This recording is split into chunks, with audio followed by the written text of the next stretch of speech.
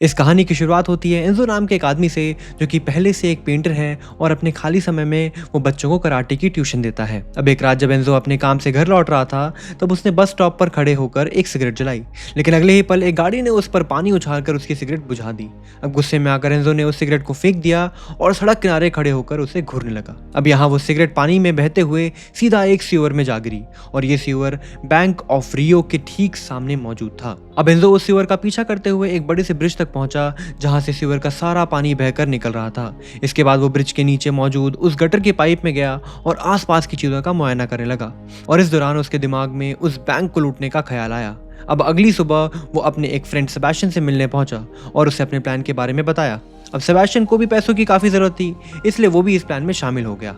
हालांकि इस स्टोरी को अंजाम देने के लिए इन्हें ढेर सारे महंगे इक्विपमेंट्स और कुछ हथियारों की जरूरत थी, पर फिलहाल इन दोनों की जेब में एक फूटी कौड़ी तक नहीं थी। अब पैसों का इंतजाम करने के लिए एंजो डेबोजा नाम के एक आदमी से मिलने पहुंचा, जो कि उसका एक पुराना दोस्त है। हालांकि डेबोजा के पास भी इतने पैसे नहीं थे कि वो इस स्टोरी को फंड कर सके, इसलिए उसने एंजो को मारियो नाम के एक आदमी का पता दिया। दरअसल मारियो भी एक चोर है और वो आए दिन छोटी मोटी चोरियां करता रहता है। अब अगली सुबह एंजो मारियो से मिलने पहुंचा और उसे अपना पूरा का पूरा प्लान बताया। यहाँ उसने मारियो से बोला कि अगर हम इस चोरी में कामयाब हो गए तो तुम्हें जिंदगी भर चोरी करने की जरूरत नहीं पड़ेगी। अब एंजो का प्लान सुनकर मारियो पहले तो थोड़ा कंफ्यूज हुआ, पर फिर भी वो इस प्लान में शामिल होने के लिए रेडी हो गया। अब उस रात ये दोनों उस सीवर के पास पहुंचे और यहाँ एंजो ने एक मेजरमेंट टेप को उस सीवर के अंदर डाल दिया। इसके बाद ये दोनों उस पाइप में गए और उस टेप के सहारे इस पाइप की गहराई को मेजर किया। अब थोड़ी कैलकुलेशन के बाद एंजो ने मारियो से बोला कि हम करोड़पति बनने से केवल 18 मीटर दूर हैं। हालांकि मारियो को इस बात की फिक्र थी कि अगर चोरी वाले दिन बारिश हो गई और इस पाइप में पानी का लेवल बढ़ गया तो उनका प्लान फेल हो जाएगा। इस पर एंजो ने उससे बोला कि हम ये चोरी तब करेंगे जब मौसम बिल्कुल साफ होगा।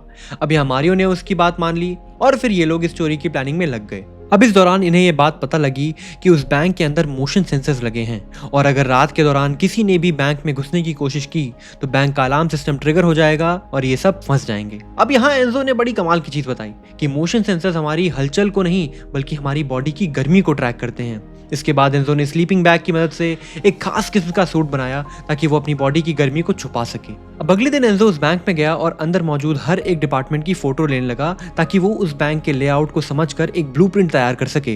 लेकिन इसी बीच बैंक के सिक्योरिटी गार्ड्स ने एंजो को फोटो लेते हुए पकड़ लिया और उसे अपने साथ बैंक के बेसमेंट में ले गए। अब असल में एंजो की एक चाल थी ताकि वो बैंक के बेसमेंट तक पहुंच सके और वहां मौजूद लॉकर्स को करीब से देख सके। अब यहाँ गार्ड्स ने एंजो के कैमरा को चेक किया, पर उन्हें इस कैमरा में कुछ भी नहीं मिला, क्योंकि एंजो ने पहले ही कैमरे में लगे एसडी कार्ड को निकाल लिया था। अब गार्ड्स को एंजो के खिलाफ कुछ भी नहीं मिला तो उन्होंने उसे जाने दिया। इसके बाद एंजो अपने साथियों के पास गया और उन्हें उस बैंक का ब्लूप्रिंट दिखाया जो उसने उन फोटोज को देखकर बनाया था। अब यहाँ एंजो ने सभी को बताया कि वो बेसमेंट से होते हुए बैंक के अंदर जाएंगे, क्योंकि बैंक के सभी लॉकर्स बेसमेंट में मौजूद हैं। अब ब्लूप्रिंट मिलने के बाद इन्होंने एक साइकिल की मदद से बैंक और सीवर के बीच की दूरी का पता लगाया।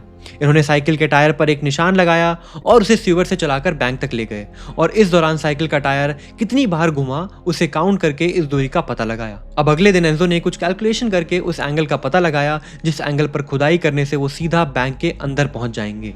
अब इसी बीच एंजो ने मारियो को बताया कि वो जिन पैसों को चोरी करने वाले हैं, बैंक के पास उन पैसों का इंश्योरेंस ऑलरेडी मौजूद है, और इसका मतलब ये था कि चोरी के दौरान आम लोगों के पैसों का कोई भी नुकसान नहीं होगा। अब उस रात ये सभी लोग उस सीवर के नीचे गए और इस पाइपलाइन में एक सुरंग खोदने लगे। इसके साथ ही इन्होंने एल्बर्टो नाम के एक आदमी को अपने प्लान में शामिल किया, जो कि चोरी के बाद उन्हें भागने में मदद करेगा। हालांकि इतनी प्लानिंग के बाद भी इनकी सबसे बड़ी प्रॉब्लम ये थी कि ये लोग बैंक के अंदर मौजूद उन सभी लॉकर्स को खोलेंगे कैसे। दरअसल उस बैंक में कुछ 400 लॉकर्स मौजूद थे, और अगर इन्हें एक लॉकर खोलने में 1 मिनट लगा तो सभी लॉकर्स को खोलने में इन्हें 6 घंटे लग जाएंगे। अब अगले दिन मारियो उस बैंक के एक दूसरे ब्रांच में गया और वहां अपने नाम पर एक लॉकर ले लिया, और इस लॉकर को खोलते वक्त उसने इसके मैकेनिज्म को बड़े ही ध्यान से समझा। और फिर अगले दिन मारियो और उसके साथियों ने मिलकर एक वैन चुराई जिसका इस्तेमाल वो चोरी के बाद भागने में करने वाले थे। इसके बाद ये लोग एल्बर्टो के घर पहुंचे और बाहर खड़े होकर उसका इंतजार करने लगे, लेकिन तभी यहाँ पर पुलिस की एक टीम आ गई और इन सभी से पूछताछ करने लगी, क्योंकि इन्होंने ये वैन सड़क के बीचों बीच खड़ी कर रखी थी। अब इससे पहले कि पुलिस को इन पर शक होता, एल्बर्टो और उसकी वाइफ घर से बाहर आ गए और पुलिस वालों को बताया कि ये लोग हमारे गेस्ट हैं और ये हमारा इंतजार कर रहे थे। अब उस रात ये लोग दोबारा उस सीवर में गए और उस सुरंग को आगे खोदने लगे, लेकिन कुछ घंटों की खुदाई के बाद इनकी ड्रिल मशीन टूट गई और इनका काम ठप पड़ गया। अब ये देखकर मारियो काफी नाराज हुआ और इन सभी से कहा कि मैंने पहले ही इस काम में काफी सारी अपनी सेविंग्स लगा दी हैं और अब मैं इसमें और पैसे नहीं लगा सकता हूँ, और इतना कहकर मारियो वहां से गुस्से में चला गया। अब उस रात जब एंजो अपनी गर्लफ्रेंड के साथ था, तब बातों बातों में ही एंजो के दिमाग में एक आइडिया आया। अब अगली सुबह वो मारियो से मिलने उसके घर पहुंचा और उसे अपना पूरा का पूरा प्लान बताया। यहाँ एंजो बताता है कि हम उस बैंक को रात में नहीं बल्कि दिन के उजाले में लूटेंगे। दरअसल एंजो का प्लान ये था कि वो मेन गेट से होते हुए दिन दहाड़े बैंक के अंदर जाएंगे, जिससे बैंक के स्टाफ और पुलिस को ये लगे कि ये सिर्फ एक मामूली चोरी है। और जब पुलिस वाले बैंक के बाहर इनका इंतजार करेंगे, तब ये लोग सुरंग से होते हुए बैंक से बाहर आ जाएंगे। और जब तक पुलिस को उस सुरंग का पता लगेगा, ये लोग काफी दूर निकल चुके होंगे। अब मारियो को भी एंजो का प्लान काफी पसंद आया और उसने इस पर अमल करने का फैसला किया। अब चोरी वाले दिन इन सभी ने अपने हाथों पर ग्लू लगा लिया ताकि वो अपने फिंगरप्रिंट्स को छुपा सकें। इधर सेबेस्टियन सुरंग खोदने के लिए सीवर में गया, जबकि टीम के बाकी लोग भेष बदलकर बैंक के अंदर घुस गए। अब अंदर आने के बाद इन्होंने अपने चेहरे पर मास्क लगा लिया और बैंक के अंदर मौजूद सभी कस्टमर्स को हॉस्टेज बना लिया। इधर बैंक के सिक्योरिटी गार्ड ने कैमरे में ये सब देख लिया और फौरन पुलिस को इन्फॉर्म कर दिया।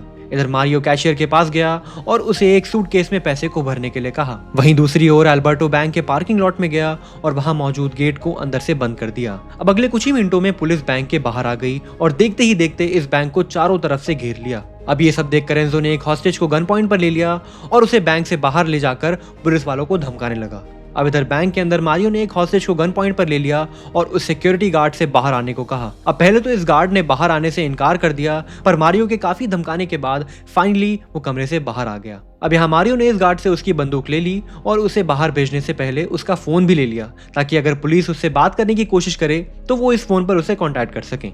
अब गार्ड को बाहर भेजने के बाद एंजो ने सभी कैमरास को बंद कर दिया ताकि गलती से भी इनके खिलाफ कोई भी सबूत ना बचे। वहीं दूसरी ओर एंजो बैंक के बेसमेंट में गया और वहां मौजूद एक कैबिनेट को साइड किया। इधर सेबेस्टियन ने अपना काम पूरा कर लिया और उस सुरंग से होते हुए बैंक में आ गया। अब अंदर आने के बाद एंजो और सेबेस्टियन बैंक के पार्किंग लॉट में गए और कार की डिग्गी से एक मशीन को बाहर निकाला।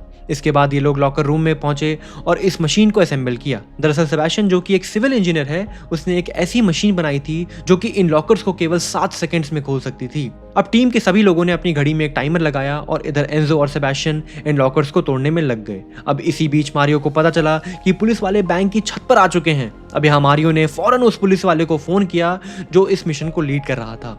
यहाँ मारियो ने उसे धमकी दी कि अगर उसने अपने लोगों को बिल्डिंग से नीचे नहीं उतारा तो वो अंदर मौजूद सभी हॉस्टेजेस को मार देंगे। अब ना चाहते हुए भी कैप्टन ने मारियो की बात मान ली, लेकिन फिर भी उसने सामने वाली बिल्डिंग पर 2 स्नाइपर्स तैनात कर दिए ताकि मौका मिलते ही वो इन चोरों को शूट कर सकें। इसके बाद मारियो ने कैप्टन से बोला कि तुम इस टाउन के मेयर से मेरी बात कराओ, जिस पर कैप्टन ने बोला कि मेयर को बैंक तक आने में कम से कम 1 घंटा लगेगा। वहीं दूसरी ओर एंजो और सेबेस्टियन अब तक कई लॉकर्स को खोल चुके थे, जिनमें ढेर सारे पैसे और काफी सारा गोल्ड मौजूद था।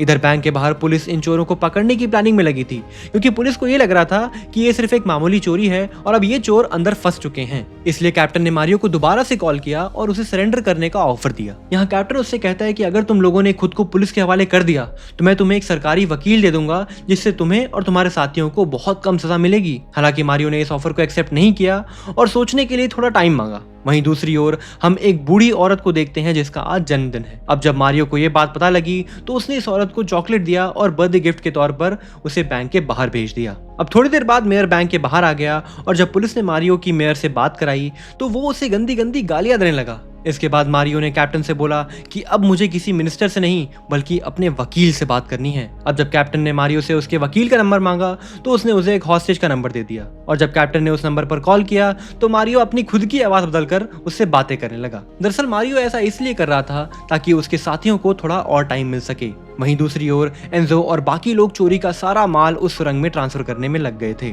और इधर मारियो पुलिस और हॉस्टेज को मैनेज कर रहा था। अब इसी बीच हम कैप्टन को देखते हैं जो मारियो के वकील यानी कि उस हॉस्टेज के फोन पर कॉल कर रहा था, पर चूंकि मारियो ने उस फोन को ऑफ कर दिया था इसलिए कैप्टन को उस पर शक होने लग गया। तभी कैप्टन की नजर बैंक के बाहर मौजूद उस सीवर पर पड़ी और अब उसे एहसास हुआ कि बैंक से बाहर निकलने का एक तीसरा रास्ता भी है। इधर बैंक के अंदर चोरों ने लूट का सारा माल एक बोट के अंदर भर लिया था और फिर एंजो ने अपने सारे हथियारों को बैंक के वॉल्ट में छोड़ दिया। अब यहाँ ये खुलासा होता है कि असल में ये सारे के सारे हथियार नकली हैं, क्योंकि एंजो किसी को भी नुकसान नहीं पहुंचाना चाहता था। अब इसके बाद मारियो ने सभी हॉस्टेजेस को बैंक के फर्स्ट फ्लोर पर लॉक कर दिया और फिर एंजो के साथ यहाँ से निकलने लगा। इधर जब हॉस्टेजेस को चोरों के जाने का एहसास हुआ तो उन्होंने फटाफट से अपने फोन उठाए और बाहर मौजूद अपने फैमिली मेंबर्स को कॉल करने लगे। अब जब कैप्टन को पूरी की पूरी बात समझ में आई तो उसने एक टीम को बैंक के मेन गेट से अंदर भेजा और एक दूसरी टीम को सीवर के रास्ते से जाने को कहा।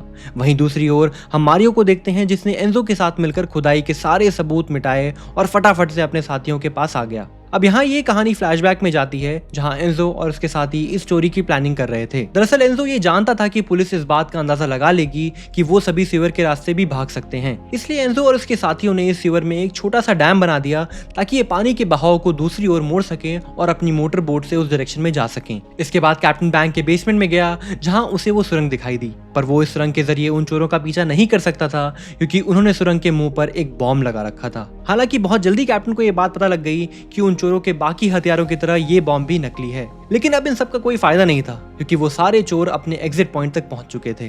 अब यहाँ एंजो और बाकी साथी सीवर से होते हुए वैन में घुसे और फिर सेबेस्टियन ने चोरी का सारा माल ऊपर पहुंचाया। इसके बाद सेबेस्टियन भी ऊपर आ गया और फिर ये लोग यहाँ से निकल गए और कुछ इस तरह से चोरों के एक मामूली ग्रुप ने सरकार और पुलिस को बेवकूफ बनाकर कुल $30 मिलियन की लूट ली। अब चोरी के बाद ये लोग एल्बर्टो के घर पहुंचे और लूट का सारा माल आपस में बांट लिया। इसके साथ इन्होंने उस वैन को भी जला दिया जिसे इस चोरी में इस्तेमाल किया गया था। अब इन सारे सबूतों को मिटाने के बाद सभी अपने अपने रास्ते निकल गए और लूट के पैसों से एक आराम की जिंदगी बिताने लगे।